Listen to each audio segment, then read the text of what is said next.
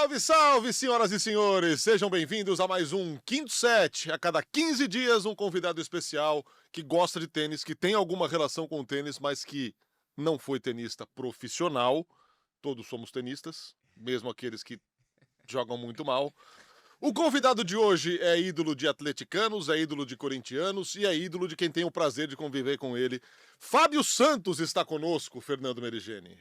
O mundo do futebol invadiu o tênis.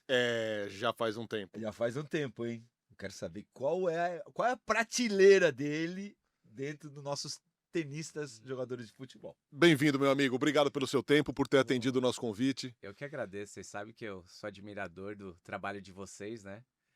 Não sei, óbvio que vocês não vão lembrar, né? Mas a minha primeira bola de prata e única bola de prata foram vocês dois que me presentearam. Uau! Em 2016, eu tava jogando no Atlético Mineiro e a minha bola de prata, né? Pra quem não conhece, é um dos principais prêmios individuais que os jogadores de futebol recebem, né? E a única bola que eu tenho de prata foram vocês dois Que que legal. Cara, que me demais. presentearam. 10 anos atrás, que eu não faço a menor ideia do que eu tava fazendo 10 anos atrás.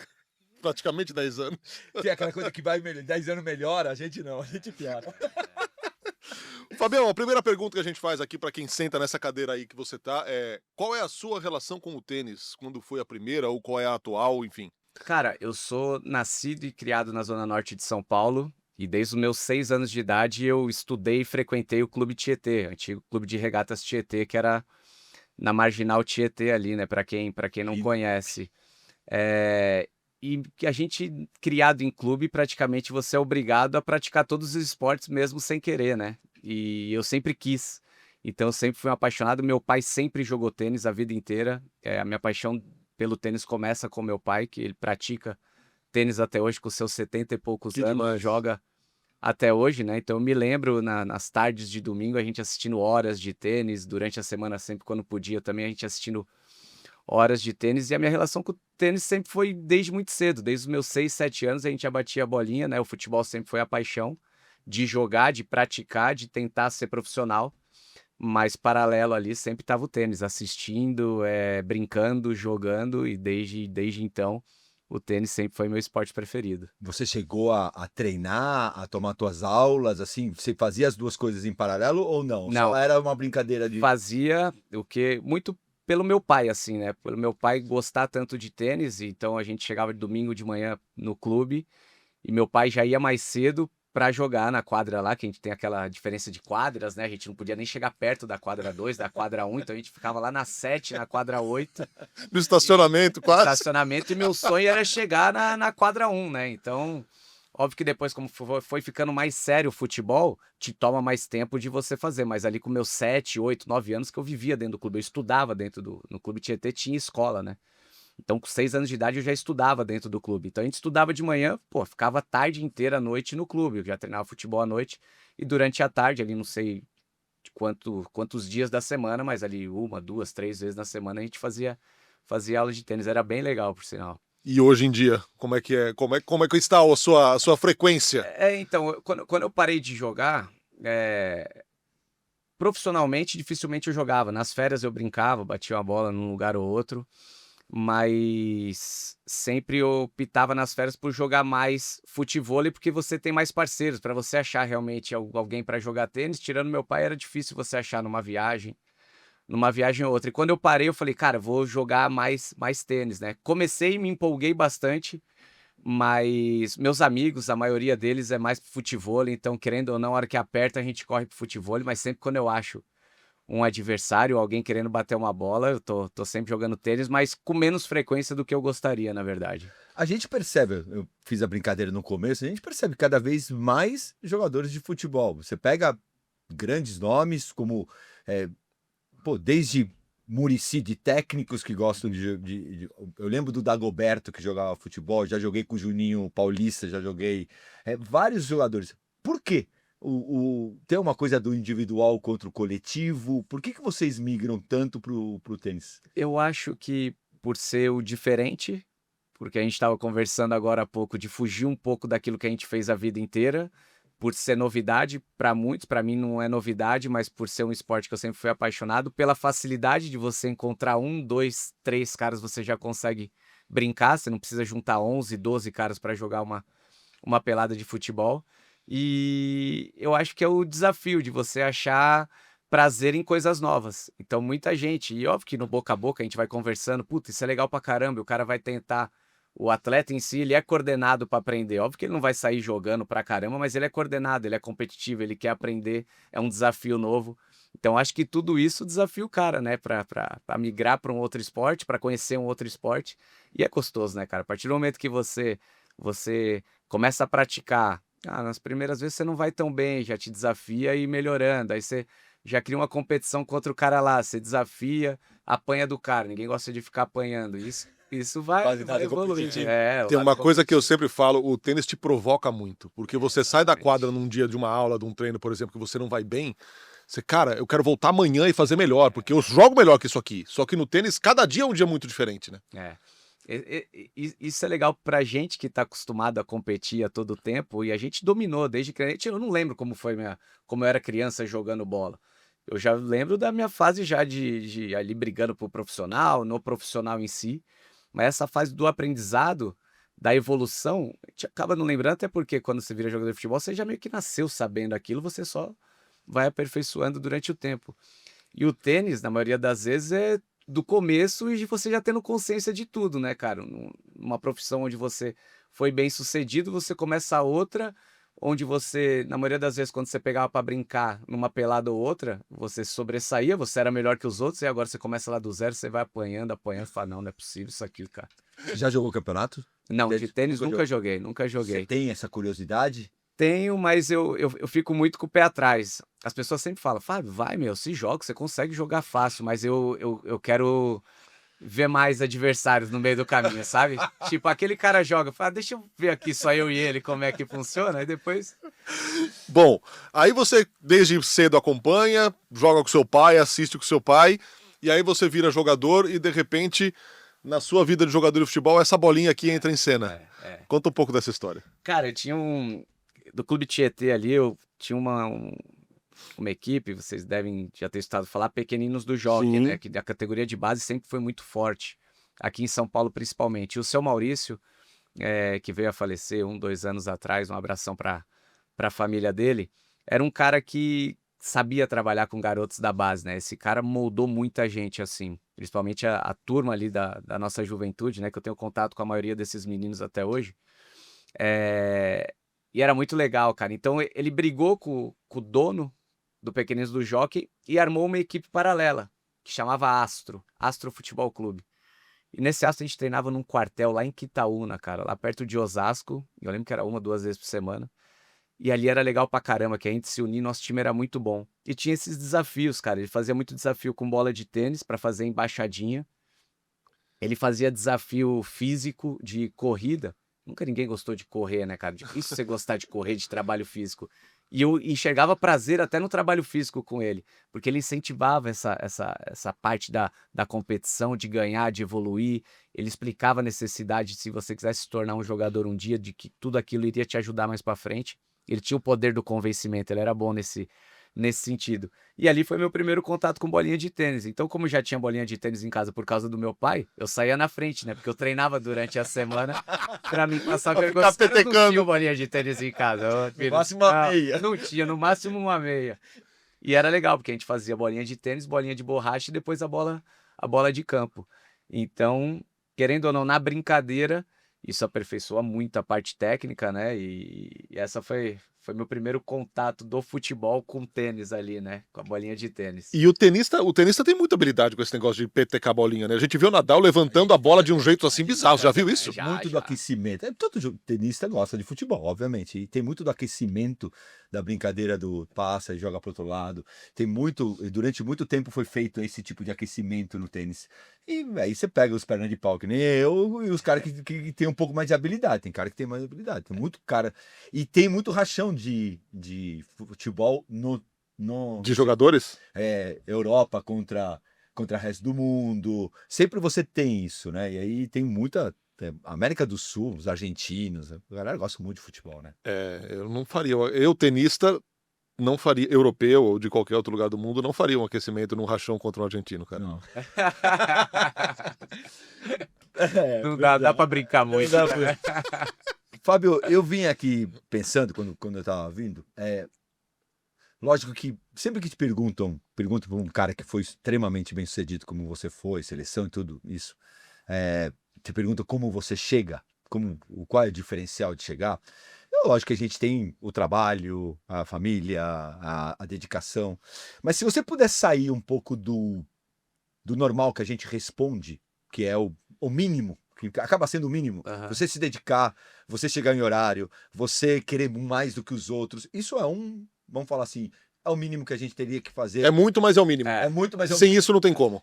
Se você olhar para a tua carreira, o que te fez ser esse grande jogador na tua visão? Primeiro, o amor por aquilo que eu fazia. Isso eu acho que é o essencial, né? E durante a minha carreira eu achei que isso também era um praxe. Todo mundo que quer virar jogador ama o esporte. Não, e durante o caminho você percebe que não. Muito das pessoas, principalmente no futebol, que é um esporte, querendo ou não, de uma classe bem mais baixa, você vê ali que tem muito cara que tá ali pela família, pelo dinheiro. Às vezes não é nem pelo sonho dele, é pelo sonho da família de dar uma vida mais tranquila pro pessoal, porque realmente vem muita gente ali atrás. Mas, cara, tudo que você falou, eu nunca pensei em outra coisa na minha vida que se não fosse isso. Eu sempre fui muito apaixonado por futebol. Desde os meus 5, 6 anos de idade, minha família inteira me ajudou para que esse sonho se tornasse realidade. Eu sou o caçula de casa, né? Eu tenho 2 irmãs mais velhas. E eu lembro que meio que eles abandonavam o sonho. Eu lembro da gente passando ano novo em casa, numa churrascaria uma vez, porque não podia viajar, porque já tinha campeonato dia 2, dia 3 de janeiro. E nunca reclamaram disso. Então eu tinha de festa de aniversário dos outros, não vamos porque o Fábio tem jogo amanhã. Então meio que todo mundo abriu mão para realizar o meu sonho. E você fala assim, puta, o que é essencial? Eu acho que o amor é essencial. Abrir mão de muita coisa é essencial. E hoje em dia eu vejo as pessoas deixando de abrir mão das coisas, achando que as coisas vêm mais fácil. Não pagando o preço não necessário. Não pagando o preço necessário para isso. Pô, quantas vezes eu deixei de aniversário, festa, eu nem lembro muito da minha juventude por causa disso. Meus amigos de infância são todos do futebol, que eu fiz em categoria de base, assim, porque realmente escola era difícil frequentar, aniversário era difícil frequentar, festa, então nem lembro, mas nunca foi um negócio sacrificante para mim, assim, sabe? Sempre foi com muito amor, sempre com muito prazer. Eu não gosto de falar muito em sorte também, mas tem que ter uma pitada de sorte, de estar no momento certo, no lugar certo, de encontrar profissionais capacitados para te ensinar, para fazer com que tu cresce. Eu acho que não tem uma fórmula exata, assim, Fina. É difícil, cara, porque eu já escutei 800 histórias e elas são totalmente diferentes uma da outra, né? Mas eu acho que é isso, cara. Você abdicar de muita coisa e mais do que tudo amar aquilo que você faz, assim, sabe? Provavelmente a gente tem aqui um público diferente. Pode ter um pai de jogador de futebol. Quem não quer, né, ter como teus pais terem um jogador de futebol? Eu vivo um pouco isso. Minha filha começou a querer jogar bola. Uma pergunta bem técnica. Existe um lugar onde você tem que começar? Você é lateral. Existe essa lógica? Uma criança que está assistindo a gente, o pai que, pô, eu quero que meu filho seja centroavante, mas o técnico bota de lateral, bota de zagueiro, ou o garoto é muito melhor no meio, mas quer jogar de frente. Existe isso ou bota a molecada para jogar, principalmente no começo? Eu acho importantíssimo, isso é um assunto bem bacana de ser falado, porque meu filho hoje está com 13 anos. Começou lá atrás querendo ser jogador e aos poucos foi perdendo o sonho por isso, por não pagar. Você vai no final de semana, vai ter jogo lá. Pai, mas a gente não ia pra praia? Eu falei, pô, já sei, já conheço já. Não vai. Se em nenhum momento ele tinha que pedir, pai, vou ter jogo, então não vamos lá. Eu acho que o futsal ficou pra trás, que eu era apaixonado no futebol de salão porque ele te dá o contato. No tênis deve ser parecidíssimo. Quanto mais você bate na bolinha, quanto mais repetição você tem, a chance de você acertar é muito maior. Então você vê os campos de várzea hoje sumiram muito, que é onde você aprimora a parte técnica, que vem a dificuldade do campo de você ter que levantar a perna para dominar uma bola, a bola vai passar embaixo do seu pé, você tem que refazer, você tem que improvisar. Cada vez mais hoje é tudo tapete, campo sintético, isso querendo ou não facilita. Criança jogando em espaço muito grande, então você deixa a criança jogando lá 20 por 20, vai pegar 2, 3 vezes na bola, no momento onde ele tem que estar com a bola a todo momento, é onde ele vai aumentar a dinâmica dele, vai improvisar, vai aperfeiçoar. Então, acho que o futsal é essencial para esse período de crescimento. E a minha história como lateral, ela começa praticamente no profissional, assim. Eu subo para os juniores, eu nunca tinha jogado de lateral na minha vida. E por aqueles acasos de, machucou, Fábio, vai ali improvisado, e eu sempre topei tudo. Então, o treinador sempre gostou de mim, desde a categoria de base, e foi assim no profissional. Todos os treinadores gostavam muito de mim, porque eu era obediente, e o cara falava pra mim, eu falava, não, vamos aprender ali, vamos jogar ali. Então eu sabia jogar em todas as posições praticamente, e teve muitos amigos que ficaram no caminho por causa disso, porque não, eu vou brigar por minha posição aqui, e não aumentou esse leque, entendeu? E foi afunilando, e o cara foi ficando pra trás. Então, então o pai que tá ouvindo agora, cara, deixe seu filho jogar bola e confiar muito no profissional que tá dando o trabalho pra ele, entendeu? Vê se é a escola certa e, e confia no professor, faz com que ele entenda, escute, para aprender a jogar em outras posições, para aprender a dominar, para aprender a passar, porque tudo isso vai ajudar futuramente ele, com certeza. A gente vive, falando um pouco de futebol, um problema meio crônico na sua posição, nas duas laterais, né? Tem sido difícil para o Sim. Brasil colocar depois de Marcelo, depois de grandes laterais, principalmente esquerdos.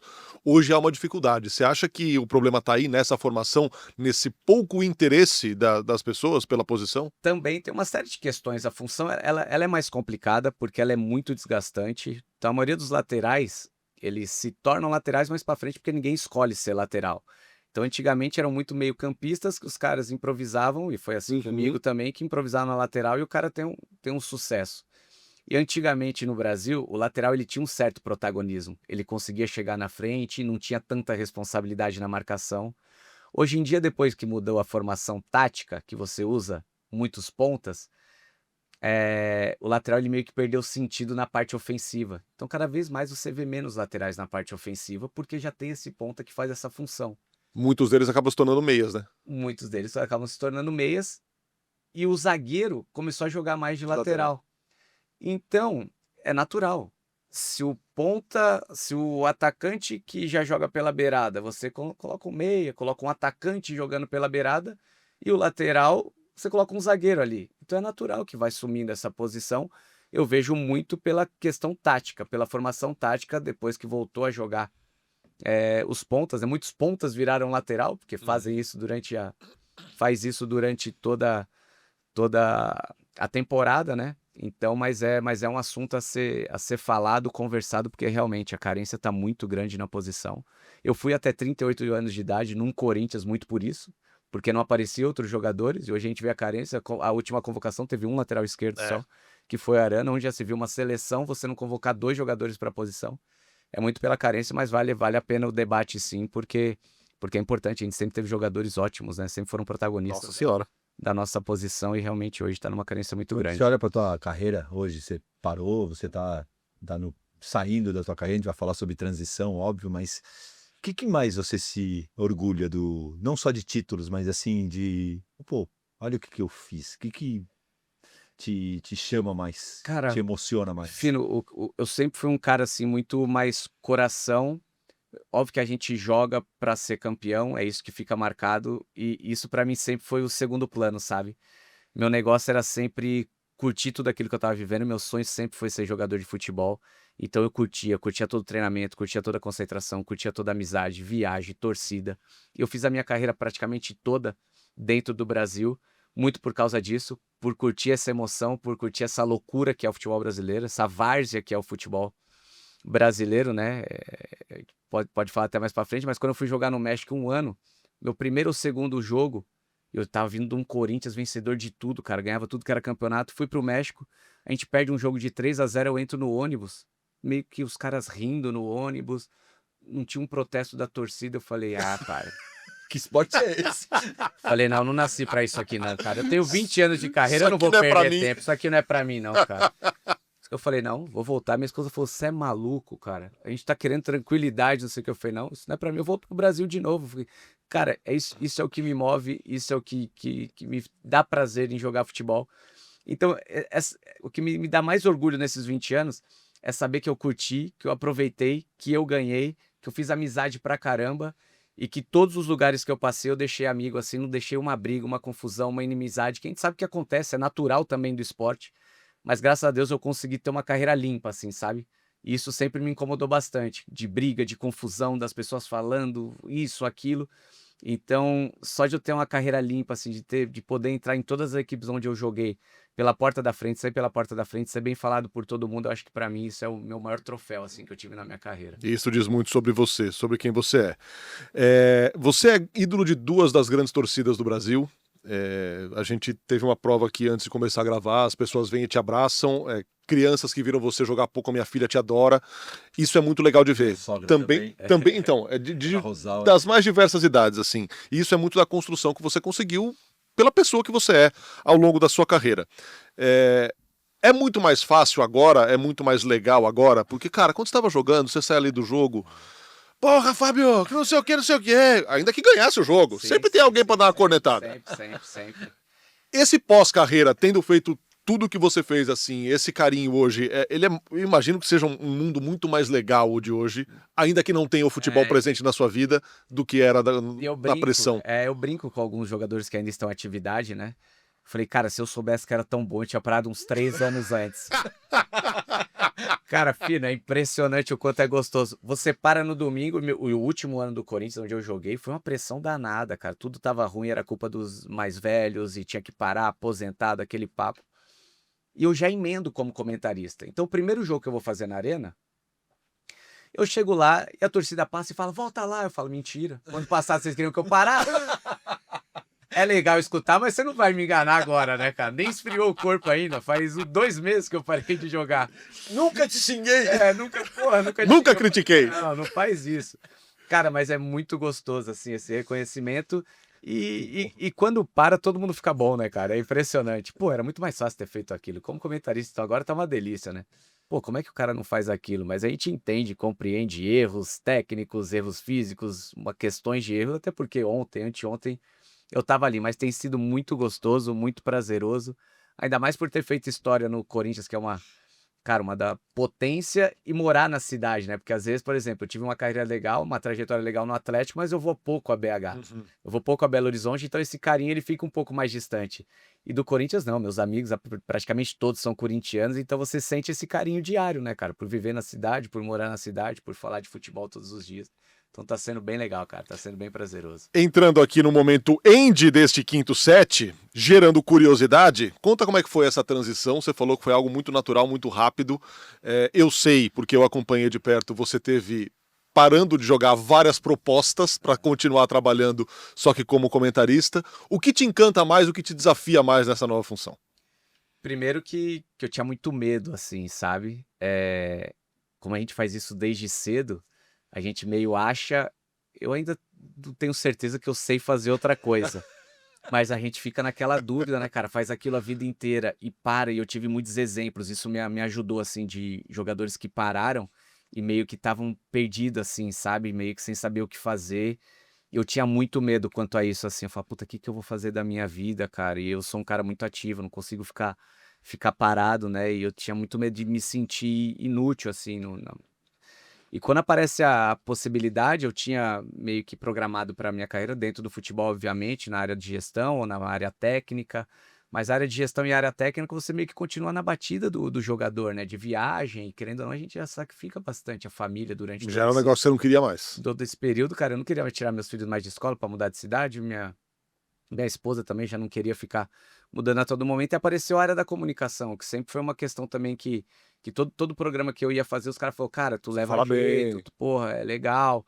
Então meio que abriu esse leque. E quando apareceu a oportunidade que eu paro de jogar e a Cazé TV já me chama para comentar o Campeonato Paulista, tem aquele receio de falar, puta, faz 15 dias que eu parei de jogar com os caras, como é que eu vou comentar um jogo dos caras? Uns caras vão falar, puta, tá puxando o saco, o outro, pô, tá falando mal de mim, até ontem tava aqui, os caras falavam mal de você e você falava uma coisa, agora você tá fazendo Esse é um igual. desafio lascado, né? Puta, eu vivi esse dilema. Eu falei, cara, vou enfrentar, vou testar. E gostei, foi bacana. E depois apareceu a oportunidade da ESPN, apareceram outros convites. E para eu aceitar a ESPN, esse mercado, quando eu fui conhecer, você estava, acho que o Fino não estava, mas o Narguinho estava fazendo um jogo de tênis e aquilo também mexeu comigo. Eu falo, cara, pô, conviver com isso daqui é legal pra caramba. E a ESPN tem esse negócio mais amplo de falar de várias coisas, vários esportes, né? tem já a cultura de outros atletas também, ex-atletas de estarem na casa ali. Então, foi muito legal esse primeiro ano, fez 1 ano agora, né, de ESPN, assim, eu tô curtindo cada dia, cada programa, É cada maluco, parece muito comentário. mais, cara. Que loucura. É, Parece muito mais. e é legal, cara. Tô curtindo bastante, assim, tenho me divertido bastante. Muito legal esse momento. Engie, se sua empresa gasta mais de R$ 9.000 por mês, você pode economizar até 40% migrando a sua empresa no mercado livre de energia. Eu posso falar, se for um clube, uma academia, o que você tiver, uma grande empresa, venha para a Engie, que você não vai curtir muito. Fabião, nesse aspecto que você falou aqui, do cara que jogou com você até ontem e hoje você, cara, não é mais vidraça, você é pedra, na teoria. Pedrinha pequena, mas machuca. Pedrinha pequena, mas machuca. Então, e esse aqui vive a mesma coisa. Mas, cara, hoje vocês têm uma outra função, vocês são pagos para comentar e acho que todo mundo tem que entender esse negócio. Sim. Como é dosar essa história aqui? E acho que isso acontece com vocês. Muita gente fala, pô, a Bia, por exemplo, tá num momento ruim agora. Aham. Todo mundo fala pra esse aqui, você só passa o pano. Porque as pessoas querem ouvir, que você dê tijolada na cabeça da pessoa, porque ela tá num momento complicado. Só que vocês estiveram lá. Vocês sabem que isso pode acontecer. Você pode ter um momento de baixa e pode recuperar. Pode não recuperar também, mas você já fez alguma coisa. Como é tentar fazer isso de forma educativa, que não pareça corporativismo, puxa-saquismo? Cara, agradar, você nunca vai conseguir agradar todo mundo, porque sempre o cara vai ver o outro lado, né? O Fino é uma referência pra mim, assim, que eu acompanho bastante. Eu acho ele, os comentários dele interessantíssimos, que ele sabe fazer uma crítica, mas de uma forma bem educada, e não só pra parte do tênis. Eu acho que me molda bastante, assim, pra outra área. A maneira como ele escreve, assim, sempre te deixa uma reflexão de pensar. Às vezes até você tá pensando no momento ali e fala, puta, como é que o moleque perdeu aquele jogo? E quando você lê, você fala, puta, verdade, deixa eu lembrar um pouquinho, deixa eu voltar lá atrás. Então esse é o meu maior desafio, assim, de tentar, até porque nos últimos anos a gente apanhou bastante ali no Corinthians, né, cara? Então eu não esqueço de tudo aquilo que eu apanhei. E a gente sabe quando a crítica ela é justa, quando ela é exagerada, quando a gente jogou bem, quando a gente jogou mal, quando o cara tá falando, querendo te ajudar, querendo fazer uma crítica ali do que realmente aconteceu. Ou de quando ele tá buscando like, quer aparecer mais, quer um corte de Instagram. A gente sabe que tudo isso funciona e a gente tem que conviver com isso. Infelizmente, essa geração ainda mais, ela já tem aprendido a conviver um pouco mais. A minha geração tinha um pouco mais de dificuldade nesse sentido. Mas, cara, eu tenho tentado ser o mais correto possível nesse sentido. Fazer a crítica quando merece, quando ela é justa, o porquê que ela tá sendo feita, entender o porquê que o cara tá mal, entender o porquê o cara errou, porque às vezes não é só culpa dele, às vezes é culpa do sistema, da preparação, da comissão técnica, de um todo. E não individualizar, né? Porque a gente vai muito na onda, né? Às vezes, principalmente em mesas de debate. A gente tá todo mundo falando mal daquele cara, o cara vai meio que na onda. Então eu procuro estudar muito o que tá acontecendo, ver primeiramente o que tá acontecendo para eu ter minha opinião e não me basear na opinião do cara do lado. E uma coisa que me deixaram muito à vontade, e esse era um receio que eu tinha também, de poder discordar de quem eu quiser, a hora que eu quiser, não ficar refém de uma certa opinião. Isso eu tenho conseguido fazer assim de uma forma bem confortável, mas claro que é sempre um desafio, sempre muito difícil, e eu peço ajuda para os meus amigos que jogam hoje me ajudar cada vez mais nesse Em sentido. pouco mais de um ano, você acha que o meio do futebol, você discordar, é mais duro discordar de um parceiro de time ou de um parceiro de jornalismo? Cara, não, é complicado. Eu acho que o jogador, o atleta em si, ele tá mais acostumado com a crítica. O coração é mais aberto para esse sentido. Ele vai ficar chateado contigo um período, mas depois ele vai entender. Porque muitas das vezes a crítica, o cara nem vê você criticando.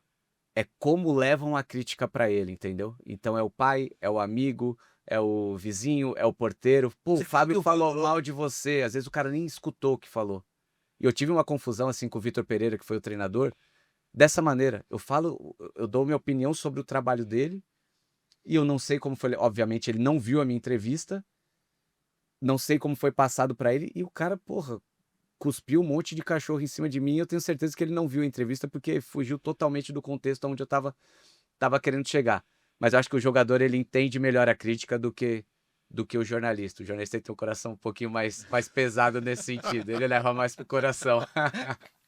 Voltando aqui, relacionar futebol e tênis. Quem você conhece que jogou futebol e que joga bem tênis? Ou que dá pra brincar, dá pra bater bola? Não, faz muito tempo que eu não jogo. Joguei uma vez com ele há muito tempo atrás, mas que pra mim é o melhor que eu vi jogar tênis, que é o Paulo André, né? O Paulo André. Você joga bem com ele. Ele é tenista, na verdade. Ele não é jogador de Tenista, futebol. Né?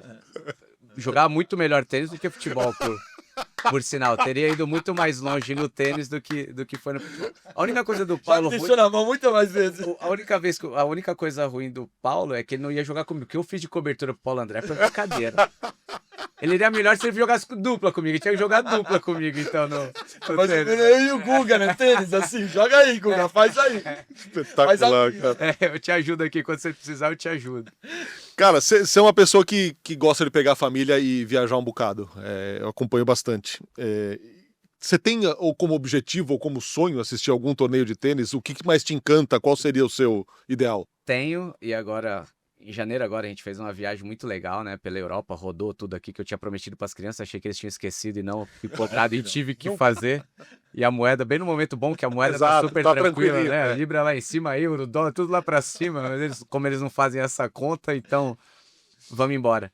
E eu fui no estádio em Paris, né? Eu nunca tinha chegado e tava fechado, não consegui conhecer. Ali é o meu maior sonho. Roland Garros. Roland Garros é o meu maior sonho para poder assistir. Eu joguei no Mônaco em 2008 e consegui ver o torneio em Monte Carlo. E foi muito engraçada essa história, porque eu sempre fui apaixonado. E o Nenê, que joga até hoje com 59 anos no Juventude, jogava comigo no Mônaco. E eu tô lá, cara, eu tinha 21, 22 anos e ele falou, Fábio, eu comprei um espaço, tu quer ir no estádio comigo? Eu falei, pô, né, você tá de brincadeira, cara, sou apaixonado, não sei o quê. Ele falou, não, vamos lá. E no primeiro dia, ele empolgado pra caramba, foi família ali, algum amigo, e eu tô lá. No outro dia, ele falou, cara, eu não vou e eu comprei pra semana inteira. Se você quiser, pode ir. Filho, eu chegava, tipo, eu treinava de manhã, chegava meio-dia, e lá em Monte Carlo é uma quadra de torneio o dia inteiro, né, cara? Então é dupla, masculino o tempo inteiro. Cara, eu assisti o jogo das 2 da tarde até o último da noite. E ia embora no outro dia, a mesma coisa, treinava de manhã. Eu assisti o campeonato inteiro. Então eu peguei todos os jogos, os principais jogos. Que demais. E a gente jogava, não concentrava. No sábado eu consegui ir. E na final, que era Federer e Nadal, eu não consegui, porque Nossa, a velho. gente ia jogar. Mas durante a semana, cara, o que eu aproveitei essa semana, pra mim, foi um dos últimos torneios do Guga. Eu nunca tinha visto o Guga jogar, consegui ver o Guga jogar de perto. Então ali, pra mim, parecia que eu tava na Disneylândia, sabe, assim, do tênis. Mas todos os grandes lãs eu sonho, assim, mas Roland Garros é o que mais me impressiona, é o que eu mais gostaria de assistir. Mas você falou de que você viu vários jogadores. Quem que te chamou a atenção, assim? Quem que você na hora falou, pode ser dos tops ou não, assim, um cara que gostei de ver. Cara, eu gostava muito de perto, assim, que eu não imaginava que fosse me impressionar tanto, que era o Ferrer, né, o espanhol. Porque eu achava ele muito distante dos outros, mas só que você vendo de perto ali a dedicação e a maneira como o cara se que nem você, né? entregava, cara. Exatamente. Eu meio que me identifiquei com ele, sabe? Eu meio que me identifiquei. Tá no ataque, tá na defesa, tá no ataque, tá na Eu defesa. falei com ele, falei, cara, deve ser difícil pra caramba jogar contra esses caras, e ele vendia muito caro tudo, né, cara? Então, Ferrer, eu vi Nalbandian também, que me surpreendeu muito jogando de perto. E os três no auge, né? Djoko jogou, Federer jogou, Nadal jogou, Robredo jogou também. O Robredo, pô, um estilo muito bonito de jogar assim. Amigão dele. Melhor amigo. Parceirão. Parceiraço. Finíssima, né? Imagina. Que eu nem gostei tanto assim dele também. Nem achei que ele jogou tão bem. É melhor se não tinha acabado a entrevista agora. E ele ganhou dupla com o Nadal. O Nadal ganhou dupla também. Ele jogou muito bem. Jogou incrível. Tá? Não, foi bem legal poder acompanhar esse pessoal de perto, assim. Me diz uma coisa, você foi um grande batedor de pênalti. O seu aproveitamento sempre foi excelente. E o pênalti é aquele momento em que, talvez, me corrija se eu estiver errado, você também, talvez o futebol se assemelhe mais com o tênis. Porque é você contra um adversário, cara, o mundo passando na sua cabeça, a bola depende de você, você tá carregando um fardo gigantesco. O que você pensava naquela hora da decisão Eu nunca tinha de tomar uma... Eu nunca tinha parado pra pensar nisso. De tomar uma decisão rápida, de, cara, ter essa pressão de ter que fazer, porque se você não fizer, a culpa é sua.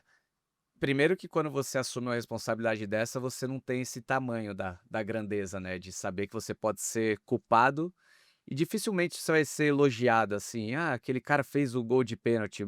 Muito pelo contrário, aquele cara só faz gol de pênalti. E quando você erra, você fica marcado. Então é uma responsabilidade grande. E o Tite dizia, para lateral ainda mais. Porque se você erra o pênalti, a chance de você fazer um gol na E partida se é muito redimir. menor, né? O atacante, quando ele erra um pênalti, ele tem qualquer oportunidade ali, ele faz o gol e consegue.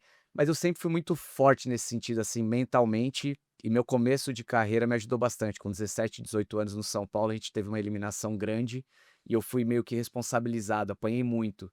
E aquilo meio que me amadureceu mais rápido, me fortaleceu para que eu fosse mentalmente mais forte. Então eu sempre tive o lado mental durante a minha carreira assim como um ponto forte. E isso é quase essencial dentro do tênis. A gente vê vários talentos se perderem no meio do caminho por causa do mental. E assumir essa responsabilidade eu acho que vai muito em cima disso. Óbvio que tem a técnica, você vai aprimorando a técnica, mas pra mim o batedor de pênalti ali é totalmente cabeça, cara, assim, porque é um momento realmente, como você falou, é um momento especial de decisão, de responsabilidade, e pra eu ter assumido essa responsabilidade vai muito pela parte mental.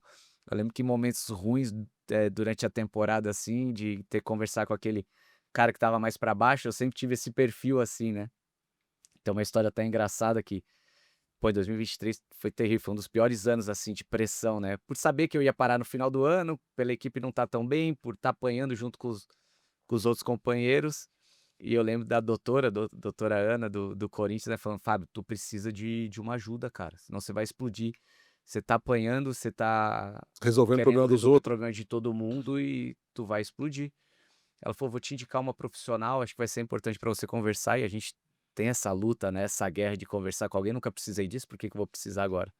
E eu vou conversar com uma profissional, e a gente vai se falando, enfim, foi bem legal naquele momento, né, e ela fala assim: "Fábio, você tem que aprender a falar mais não para as pessoas, você fala muito sim, você quer ajudar a todo momento, tá caindo o avião, o que que você faz?" Eu falei: "Não sei, rezo?" Ela falou: "Não, pô, mais prático, o que que você faz?" Eu falei: "Pô, pego a máscara". Eu falei: "Isso, pega a máscara e coloca você. Você tá querendo tá caindo no avião, você tá querendo colocar a máscara em todo mundo e a E sua". você esquece. Ela falou: "Tá, então aprende a falar não daqui pra frente, cara, vai ser importante pra você". E a hora que eu saio da consulta, a doutora me liga: "E aí, meu, como é que foi?" Eu falei: "Pô, foi legal pra caramba, pô, desabafei, foi importante". Ela falou: "Então, você tem que me ajudar com outro jogador". Eu falei: "Não". Ela falou: "Como assim?" Eu falei: "Cara, eu aprendi a falar não agora, vocês estão ferrados comigo".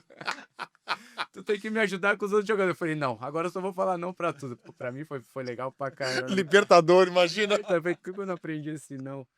Não, antes, mas essa questão mental pra mim sempre foi muito importante, assim, e não só no tênis, hoje pra vida, assim, ela tem feito uma diferença muito grande, né, porque a exposição tá muito grande dentro do futebol, então qualquer um fala a qualquer momento, isso aqui é É. terrível, né, então se a pessoa não tiver essa consciência ali, a concentração do que ela quer, ela fica Mas é um do tabu caminho. ainda, você acha, entre os jogadores, esse procurar O ajuda? Richarlison fez uma boa obra, né, ao falar tão É. abertamente sobre isso, né. É. Mas eu acho que é um trabalho muito mais porque antigamente existiam psicólogos dentro do clube, só que o trabalho coletivo ele foge muito, sabe, eu acho que ele é pouco efetivo, assim, é pouco eficaz, na verdade. Então acho que um trabalho mais individualizado faz muito mais sentido, né, do cara você realmente conversar com uma pessoa, saber aquilo que está passando, eu acho que é legal. Eu acho que é legal porque realmente é exposição e ainda mais essa nova geração que já vem com isso, né, então para os mais velhos era um tabu maior, porque a gente apanhava, brigava, saía e nego não sabia de nada, era muito mais fácil. Então, quando a gente vai conversar com alguém, não preciso disso. Mas essa nova geração já vem com isso já, né? Já é mais fácil para eles falarem sobre esse assunto, mas é uma questão hoje em dia para mim assim que se eu pudesse indicar é essencial na carreira de qualquer jogador. Eu fiquei pensando aqui, enquanto você estava falando, você falou agora sobre saúde mental, inclusive, o tenista é acostumado a perder muito, né? A gente sabe que o atleta perde demais e tá tendo que se remontar o tempo inteiro, se perdoar e remontar. Vocês têm, para mim, um agravante que você não só perde para você, como perde por um time. Como lidar com essa frustração pessoal e, entre aspas, vergonha coletiva? Chega uma hora que isso aí para você já vira todo mundo vai fazer besteira e tudo bem? Ou Desculpa a gente, todo dia entrando no vestiário, desculpa a gente. É. Desculpa. Então, isso é uma questão que o jogador não perdoa, né? Quando o cara vai pra entrevista e fala, pô, a defesa tá tomando muito gol, o ataque não faz gol. Isso é, cara, é Destrói o perdoado vestiário. dentro de vestiário por causa disso, porque a gente sabe que em algum momento você vai errar. Então não tem por que você atacar pedra no cara, porque você sabe que amanhã você vai estar exposto, você pode errar e você vai querer um tratamento diferente também. Então é importante, o competidor que joga em alto nível, ele sabe que você está exposto a erro e ninguém erra de sacanagem, ninguém erra porque quer. Então é importante ter essa cumplicidade ali de, por que você errou? Pode ser cobrado internamente? Pode, você está errando porque você está treinando pouco, você está se dedicando pouco, você parou de ser profissional, você está chegando atrasado, você não está indo para a academia fazer o que tem que ser feito. Essa cobrança, ela existe internamente, externamente ela não pode acontecer. De falar, aquele falhou, aquele tá tomando gol, aquele tá numa fase ruim. E fase boa e fase ruim, todo mundo tem. Só que no futebol, às vezes, você consegue se esconder mais porque tem mais 10 caras para correr para você. Tem 9, 8, 7. No tênis, ela é mais difícil, né, cara? Se você pega um período ruim de derrotas, você vai ser mais criticado. Por isso que eu acho muito mais difícil no tênis o cara sair da lama do que no futebol. Porque no futebol, às vezes você tá lesionado ali, o time vai continuar funcionando. Você vai estar num dia mal, 2 dias maus, 3 jogos ruins, o time vai continuar ganhando, vai continuar perdendo. No tênis não, você perde 3 torneios importantes na primeira rodada, você vai apanhando, ninguém pode fazer mais por você, só você mesmo vai ter que sair dessa situação, né? No tênis é muito mais difícil do que no futebol nesse sentido. Tem essa questão do coletivo, que no futebol a responsabilidade é um pouco mais dividida, embora obviamente tenha alguns momentos em que determinados jogadores caiam num momento muito complicado. É. Só que a gente tem tantos exemplos de como a coisa vira, e a gente conversando aqui antes, você falava, o Yuri Alberto. Olha a transformação que aconteceu do começo da última temporada para o momento que ele vive hoje no Corinthians, depois de ter sido protagonista em um ano em que o Corinthians estava, cara, condenado, e o cara virou o herói da coisa. Então, é um negócio muito louco, assim, e as pessoas nem sempre entendem que isso acontece na vida de um atleta, né? Esse rebote, ele acontece. O cara não desaprendeu. A bola tá ali, mas tem um monte de variáveis que fazem ele não jogar direito. Uma série de questões que envolve, né? E quando a gente faz uma forcinha para entender tudo isso, é que na verdade quando a gente vai comentar, ninguém faz força para nada, a gente só vê o que aconteceu. O que aconteceu ontem? Puta, aquele cara jogou mal, vamos bater nele. Pronto, mas quando você tenta achar a questão mais ampla do negócio, a gente sabe por que tá acontecendo. E a gente sabia o porquê tava acontecendo o momento ruim do Yuri Alberto. Cara, eu fico muito feliz, assim, quando... Não só por ele, porque é um moleque muito do bem, Muito, assim. muito. O coração... O melhor coração, acho que eu vi no futebol, porque o que esse cara apanhou. E depois ele em todos os programas esportivos tratando os caras bem, eu falo, cara, o Yuri é diferente mesmo, sabe, cara? Porque eu ficava com raiva dos caras batendo nele e ele indo lá e tratando todo mundo super bem. E eu acho que serve de exemplo, assim, pra todo mundo, não só pros mais jovens, pra gente também, pros mais velhos também, que, cara, entenda o momento, trabalha quieto e nunca foi pra rede social, nunca foi na televisão xingar, reclamar ou culpar o próximo, nunca fingiu lesão pra se esconder no DM, sempre tava lá, bem ou mal, ele sempre tava lá no campo dando a cara a bater. Eu acho que o Yuri serve de exemplo, assim, não só pro futebol, pro tênis, pra qualquer outro esporte. E o cara que bate, ele esquece muito rápido também, assim. O torcedor que te criticou em fevereiro, em junho ele tá te amando. Fevereiro e junho. Em março ele já tá te amando. Então você também não pode levar o pé da letra. Aquele cara gosta de mim, aquele cara não gosta de mim, porque a gente sabe que futebol é isso e você tem que saber trabalhar nessa gangorra. É uma loucura, né? Parar para pensar no difícil que é. Eu fico pensando, gerenciar tudo isso durante um jogo, porque isso entra no jogo. Entra. Você jogar em grandes clubes como você jogou é diferente, é uma loucura. Você consegue tirar isso que você olha para fora e tem, pô, a torcida do Corinthians, uma torcida incrível, né? Não tem como, você pode torcer pro outro time, mas é uma torcida absurda. Você consegue tirar e não pensar? Difícil, difícil. Só que a torcida do Corinthians tem um diferencial muito grande, que é a questão da vaia, né, cara? A torcida do Corinthians, ela não vaia durante os 90 minutos. Então você pode estar perdendo de 3-0, 4-0, ela não vaia os 90 minutos. E eu já joguei em outros clubes e a vaia, cara, é a pior coisa que tem no mundo, cara. Isso o tenista não tem. Isso O tenista não é vaiado quando tá fazendo bobagem na quadra. Vaia, O Djokovic que o diga, que os caras falaram room e ele já tava achando que era Imagina como a gente tá louco. Cara, mas imagina também 5 horas de ter o cara sendo vaiado, é brincadeira. Aí seria muita judiação, né?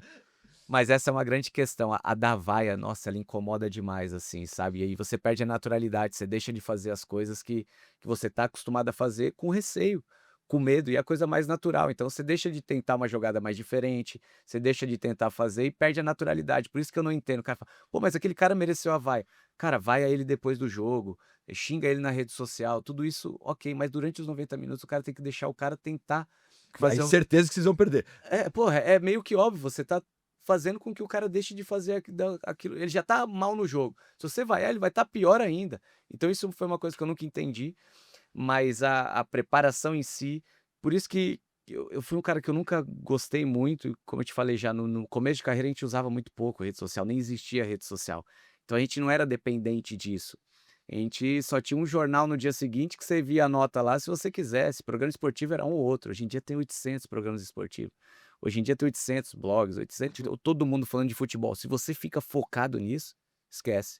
A gente perdeu um clássico uma vez pro Palmeiras, eu lembro de entrar no ônibus, isso lá no Allianz, e os meninos já no celular. Eu falei, desliga isso aí, cara. O que tu vai achar no celular hoje? A gente acabou de perder um clássico. Você não vai achar nada de legal no Preste. celular. Não vai ter nada, isso aí só vai tirar ainda mais sua confiança. Desliga isso aí, manda mensagem pra quem tem que mandar e só mexe nisso aí depois do próximo jogo. Futebol é bom também, que você joga na quarta, no domingo você já pode ter. O que é ruim de tantos jogos, é bom que você já pode reverter uma situação ruim. Mas essa inteligência, assim, vou excluir isso daqui, vou esquecer o torcedor lá, é difícil fazer essa separação. Entrando para a parte família agora, para o jogador ter filhos é um negócio, óbvio que é bom para todo mundo, ser pai é uma das melhores coisas que existem, mas a vida do jogador te deixa muito tempo longe dos seus filhos. Conta como foi lidar com isso, ok, seus filhos nasceram, você já era jogador, você estava acostumado a uma rotina, só que a primeira vez, quando você tem um bebezinho em casa e sai de casa para uma viagem, que você vai ficar uma semana fora, é uma facada no coração. Conta como foi essa história de ter visto um pouco menos as crianças crescerem. Eles entenderam muito bem tudo isso, hoje eles entendem muito bem. A Duda eu não vi nascer, por causa que eu tava no Mônaco e minha esposa já tava grávida quando eu fui pra lá, tava de 7, 8 meses, não podia mais viajar. Então eu conheço a Duda com quase 3 meses, quando eu volto com férias que dor, velho. no meio do ano. E ela fica brava comigo até hoje, que ela fala, pô, podia ter nascido em Mônaco, né, cara? E aí agora fica puta até hoje, né?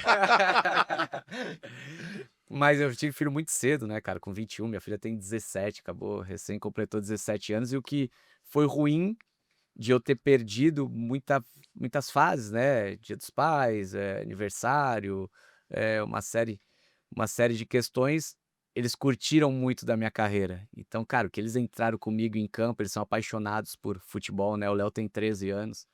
Então, foi muito prazeroso e principalmente nas derrotas, assim, sabe? Que é onde eles estão sempre do nosso lado.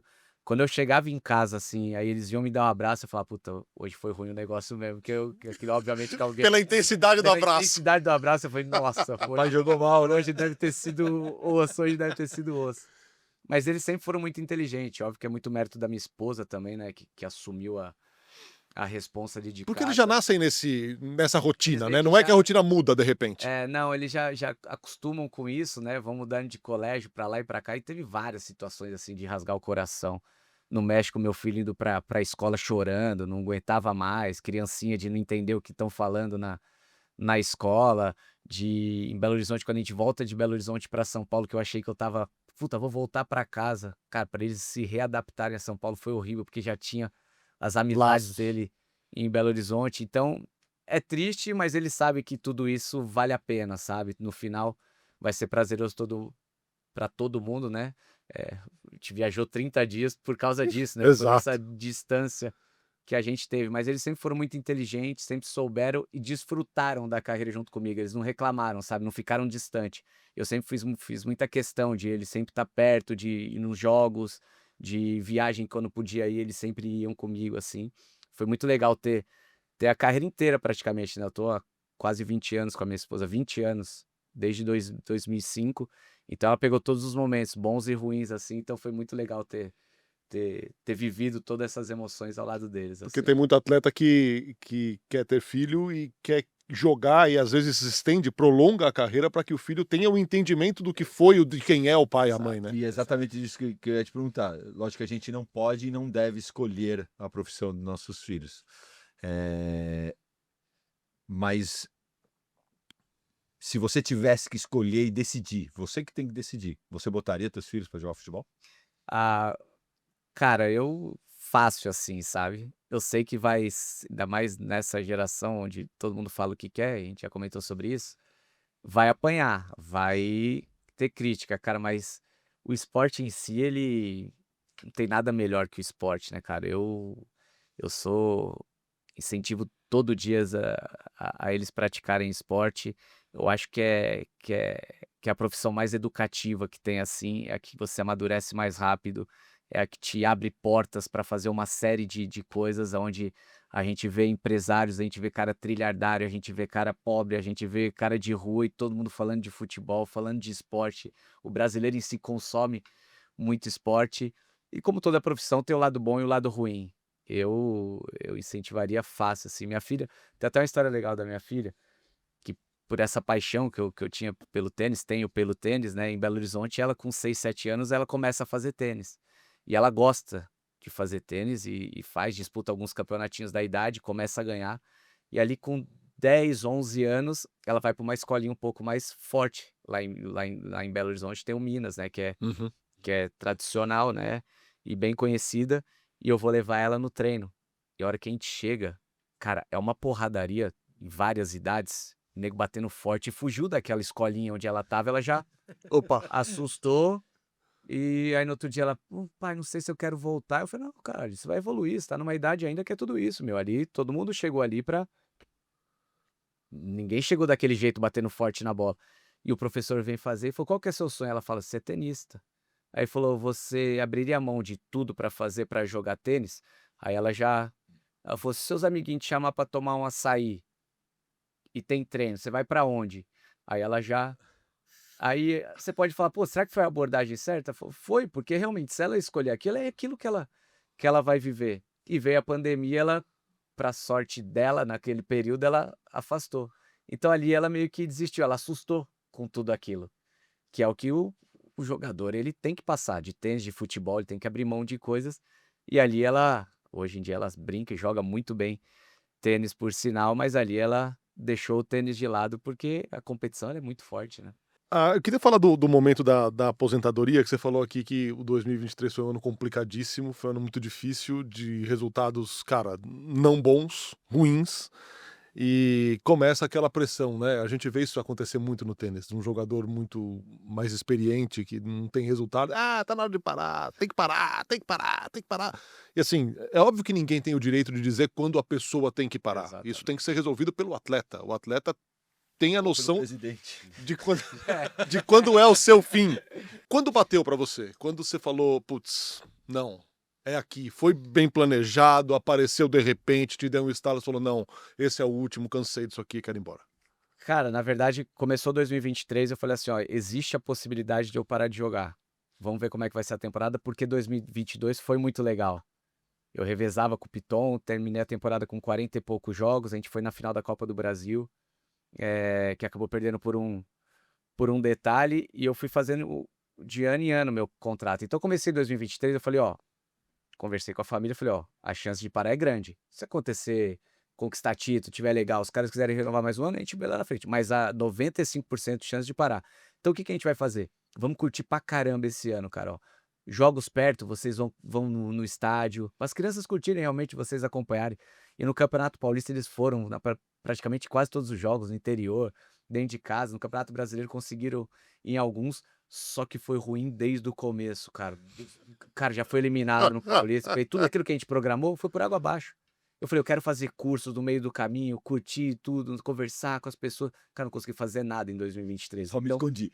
cara, aquilo ali consumiu a gente de um jeito que meio que foi nem deu tempo de pensar na aposentadoria. Que a gente foi livrar do rebaixamento no antepenúltimo jogo, que aí eu consigo fazer a festa no penúltimo jogo, que nem a festa pra eu fazer minha despedida ali, estava programada pra nada. E o Corinthians que programou, porque eu não tinha programado nada e graças a Deus deu tudo certo, porque aquilo ali eu acho que foi fundamental para que eu me desligasse, sabe? Esquecesse tudo aquilo, ter as pessoas perto, a família, os amigos, a torcida valorizando tudo aquilo que foi feito. Mas eu não consegui aproveitar nada, assim, o último ano de aposentadoria, então eu não consegui programar e eu queria parar no Corinthians, né? Eu queria encerrar a carreira no Corinthians e teve a mudança de diretoria, assumiu uma nova gestão que teve uma mudança muito grande dentro do clube e eu já sabia que eu não iria renovar. Se você perguntar assim, Fábio, você conseguiria jogar mais um ano? Conseguiria, porque fisicamente eu me sentia bem e em 2023 eu fiz muitos jogos, né? Como estava ruim, você era muito mais exposto para blindar os mais jovens, mudou muito de treinador, então quando o treinador chega, ele quer aquele cara para jogar. Eu terminei com 38 anos. Aí é que o batedor de pênalti multiplica a importância por 5, porque você É, tem a ele. exatamente, fiz 55 jogos na temporada, não existe. Com 38 anos você fazer 55 jogos é impossível você manter um bom rendimento, né? Então esses comentários da culpa ser dos mais velhos, dos líderes, isso entrava por aqui, saiu por aqui, porque a gente sabia que não era verdade, entendeu? Porque essas coisas funcionam, porque em 2022 eu não tava velho, né? Lógico, E exato. depois Você envelheceu 5 anos em um. envelheceu 5 anos e 1 ano, mas essa é a questão, é você saber lidar com as críticas e acreditar naquilo que realmente faz sentido ou não. Você falou um pouco sobre pós-carreira, que você tinha muito medo de o que você ia fazer.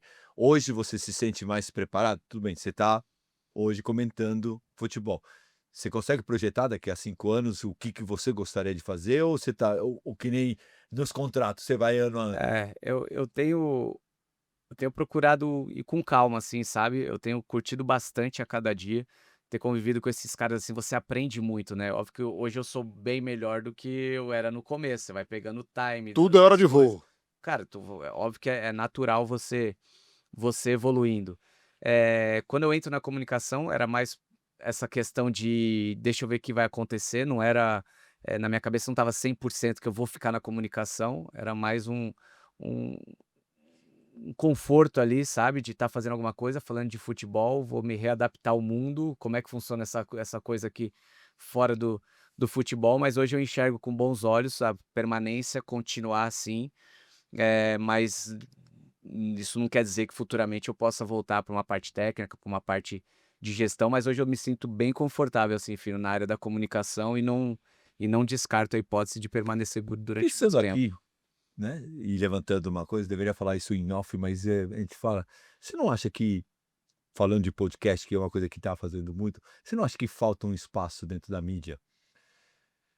Falando de fora, como um atleta, como você fala de tênis, e eu falo de futebol, e de repente eu posso, se eu tiver errado, eu não vou ficar mimizento que nem os jornalistas, tá? Que nem ele, né?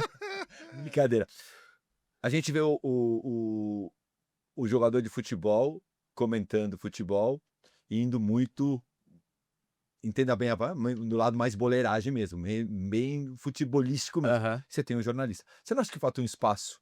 Você é um cara extremamente técnico, tático e corretíssimo. Você não acha que falta um espaço de uma conversa de futebol mais centrada, tem espaço para Eu isso? acho que tem gente que tem potencial para fazer isso, mas eu não sei se preguiça é a palavra certa ou é saber que de repente isso não vende, porque a gente vê muito programa de as pessoas falarem, às vezes nem tá pensando naquilo, mas é o que vende, infelizmente. Eu acho que falta muita seriedade. eh, o ex-atleta, assim, ele viveu tudo aquilo, e quando eu entro na ESPN eu falo pro pessoal que eu convivo, falo: "Cara, eu tô numa área de vocês, não é porque eu joguei 20 anos que eu sei mais do que vocês, muito pelo contrário, vocês sabem muito também de futebol, até porque vocês veem jogo toda semana. Só que eu posso acrescentar muita coisa legal pra vocês e vocês podem acrescentar muita coisa pra mim. Então eu acho que vale a pena esse debate, de a gente falar mais do lance em si, não do lance, por que que o cara errou aquele gol? Eu acho que Ele falta é ruim ou ele é bom? uma avaliação técnica, uma avaliação, por que que aquele volante tá errando tanto passe? Mas ninguém viu que o cara tá correndo pra 5 cara lá da frente, o cara tá morto. Que ele desarma, ele marca pra 5, quando ele pega na bola, a perna dele tá desse tamanho, por isso que ele tá errando mais passe. As pessoas olham muito o recorte final, sabe? E eu acho que cabe sim. Mas o cara fala: "Pô, será que vale a pena eu ficar falando disso aqui pra ninguém escutar, pra ninguém valorizar, pra jogador ficar chateado ainda que eu vou falar Aí é que você vê que o contigo?" cara tem 1 ano de televisão, parece que ele tem 5, né? 10. É exatamente E isso. isso é meio decepcionante, assim, nesse sentido, porque Empobrece a a discussão, repercussão ela é cara. muito grande, é muito sério falar de futebol, a gente falar do profissional, sabe. você gera opinião das pessoas e as pessoas te cobram na rua acreditando naquilo que tu falou, cara. Então, você não pode fazer um programa sem ter assistido o jogo, de ver o que o cara tá falando e você dar a sua opinião. Você não pode não discordar porque o cara do seu lado vai ficar chateado de porque aquilo ali tem muita gente te assistindo e tá muito recente ainda. Eu apanhei disso aqui, eu vi os meus parceiros apanhando disso, de comentários totalmente vagos, assim, das pessoas tentando adivinhar o que aconteceu, sem nem saber, chegar perto de saber, sabe? E cria uma bola de neve, você tem que ficar respondendo coisa que eu acho que falta mais seriedade nesse sentido assim. E falta sim, filho, nesse sentido falta mais análises táticas mais profunda do que realmente acontece, porque hoje o que vende é você falar, gritar e é isso que as pessoas consomem, infelizmente. Caminhando aqui pro final, outra pergunta obrigatória. Elenca aí o seu Big Three do tênis. É porque, mesmo sabendo que não é o melhor, a gente tem nosso time, né? Às vezes a gente sabe que o outro é um pouco melhor, mas a gente não vai abandonar nosso time, né? Nunca. Jamais. Eu sou Nadal, cara. Eu sei que vocês vão ficar chateados, mas eu sou Nadal. Cara. Jamais. Tem argumento pra todo mundo. Eu sei. Nessa história tem Que argumento pra menos todo a gente mundo. Tem aqui pô, mas eu gosto, é óbvio. Mesmo na minha opinião, o Federer, pra mim, é o maior da história, é o que eu mais parei pra ver jogar, o que mais me agradava, mas o estilo raçudo, que eu me identifico, de Nadal, desses caras, Cristiano Ronaldo, que você vê que o trabalho mesmo, a dedicação do cara, faz com que ele se torne um dos principais. E Esse você botou de 1. Quem botou de 2? Nadal de 1, Federer de 2 e Djokovic de 3. Eu tenho 2 cachorros. Um chama Kobe, que não é meu jogador de basquete preferido, e o outro chama Djoko, que não é meu tenista preferido. Você vê como eu sou um cara... É um cara aglutinador, apaziguador. Cara, mas ali... Deixa eu fazer uma pergunta aqui que eu fiz pro Zé, que eu acho que seria interessante. Se você fosse pegar dentro do mundo do futebol, e se você fosse pelo estilo, pela maneira, pelo que você conhece, um cara que é o Nadal, um cara que é o Djokovic e um cara que é o Federer no mundo do futebol. Pode ser de hoje, pode ser mais antigo. Que você pensa assim, pô, Nadal, um raçudo, o Federer um cara tão técnico, impressionante. Djokovic, o cara completo. Com a cara completa, um cara que quer ganhar tudo. Quem que você colocaria? Não precisa ser. O que mais dificulta pra mim é achar alguém que pareça o Djoko, assim. Que não tá vindo ninguém na minha cabeça. Nadal, Cristiano Ronaldo, Federer, Messi, que pra mim é o... tirando o Pelé, né, Sim. da discussão. Messi e o Djoko, cara, completo, que é o meu ídolo, foi meu ídolo no futebol, continua sendo. Foi de Ronaldo Fenômeno, então. Que pra muitos é o melhor, né? Foi o melhor. Então acho que essa definição fica boa. Djoko, Ronaldo, Nadal, Cristiano e Federer, Messi. O Messi.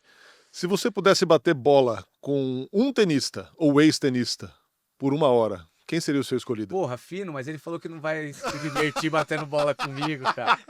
Pega a raquete aí, vambora. Isso aí você já tem, isso aí já vai rolar. Ah, cara, pra mim é... Meligeni, Guga, foi esses caras assim, eu sou bem patriota nesse sentido, assim, o Guga, cara, eu sou nascido em 85, assim, então o período de Guga ali, né, que do auge dele, dos 4, 5 anos ali que ele permaneceu no auge, cara, é inesquecível, que eu assistia, acordava de madrugada pra ver ele jogando, ficava ali, pra mim o Guga, não só como tenista, como pessoa, é um cara sensacional, assim, certamente seria o Guga. E pra bater um papo por 1 hora, quem seria o seu escolhido? Pode ser qualquer pessoa, celebridade, não celebridade, enfim. Caraca, bater um papo durante 1 hora? Com quem você aprenderia, quem você gostaria de ouvir? Cara, eu, graças a Deus, assim, eu tive a chance de jogar com os meus ídolos, né? Que foi Ronaldo e Roberto, assim. E poder ser amigo desses caras que eu sempre idolatrei como menino, assim, pra mim é um prazer muito grande. Mas, pra fugir um pouco, eu gosto... É que já foi, né, cara? Eu sou apaixonado, pra mim o principal cara da música era Bob Marley. Eu acho que conversar com Bob Marley deve ser uma parada incrível, assim, né? Que ele te traz a questão da música, da cultura, da leveza como esses caras viviam a vida, assim, de política, de tudo. Acho que Bob Marley seria um papo Ó, que interessantíssimo. espetáculo de Eu novo, não sei hein? como é que eu iria terminar o papo, mas seria um espetáculo. O começo seria incrível, né? Mas agora eu não tenho antidoping, agora tá valendo. Os 20 primeiros minutos ia ser incrível. Bom, isso aqui praticamente responde a próxima pergunta, que é que música, banda ou cantor te faz ouvir pra parar? Cara, não é por aí? não. É eclético. O jogador de futebol ele não pode se prender a um ritmo de música porque é impossível. Você, aquelas caixinhas de som, cara, tu chega no estádio escutando funk, vai embora escutando sertanejo e pagode e escuta de tudo, né, cara? Eu sou um cara bem eclético, assim, mas se eu fosse me definir, eu sou pagodeiro. Assim, pagode eu gosto bastante de pagode, mas por influência das minhas irmãs, assim, o reggae sempre teve muito vivo, assim, na minha vida. Pagode e reggae, não funciona, não tem muita coisa a ver, mas eu adoro os dois. E por fim, no seu baú de memórias, a melhor e a mais difícil lembrança da carreira? Cara, melhor eu vou ficar com meu último dia, meu último jogo. São duas pontas, assim, a minha estreia no profissional, que foi legal pra caramba também, que é meio a confirmação de caramba, velho, tudo que Cheguei. cheguei. Agora vai depender de você, Fábio. Você tá num time grande, tu chegou, tu teve a chance, você sonhou com isso daqui, agora vai embora. E o último dia de falar, putz, deu certo, assim, sabe? E pra mim foi muito marcante, assim, esse ponto final, como eu já te disse, com as pessoas ali no estádio, as taças, a torcida, meu pai, minha mãe chorando, minhas irmãs, minha esposa, meus filhos grandes podendo ver aquela valorização. Pra mim é um momento único. Óbvio que as conquistas são legais, mas como eu falei, elas sempre tiveram em segundo plano. Pra mim, ganhei muito mais do que eu imaginava. Então, pra mim, esse primeiro e último jogo assim foi muito bacana. E o lado negativo que eu não esqueço até hoje foi a final do Flamengo, cara. Foi em 2022, eu não sei por quê. Acho que ela tá meio viva ainda dentro de mim. Acho que foi a questão que mais me incomodou, futebolisticamente falando, assim. Teve outros episódios que a gente fala de invasão, de briga, que foram marcantes. Tem o Adilson, que foi um cara que jogou comigo no Atlético Mineiro, que teve que parar por um problema que ele teve no coração. Esse foi um período também que a gente sofreu bastante, que era um cara que eu tinha uma relação e ver ter que sair do esporte por causa de um problema como esse, foram fatos assim, mas como derrota futebolisticamente foi a derrota da final da Copa do Brasil 2022. Senhoras e senhores, Fábio Santos no quinto set, grande papo, grande cara, mais uma vez, obrigado, irmão, por ter vindo e tudo de bom, que continuemos juntos, dividindo transmissões aí e aprendendo um com o outro. Não, pô, eu que agradeço o convite, prazerzaço estar com vocês, vocês sabem que eu sou muito, muito fã mesmo, às vezes vocês não têm nem ideia do quanto eu acompanho vocês, o quanto me identifico, o quanto aprendo, né? Com vocês, continue dessa forma, que essa dupla aí é muito forte. Brigadão, e quando E o precisar. bate-bola vai acontecer e o senhor vai ter que estar junto. Vamos nessa. Vamos fazer esse Vamos. jogo aqui de tênis. Prometemos imagens Pode para o trazer- quinto pode set na trazer sequência. o Traz a filha, traz a Duda pra jogar, que a Duda joga bem. Boa. A Duda vai dar um pau em todo mundo. Devagar. Valeu, gente. Obrigado pela companhia. Quinto set volta em 2 semanas com mais um convidado falando de tênis, falando de vida, de carreira e de tudo que é mais legal. Valeu, obrigado pela companhia e até a próxima.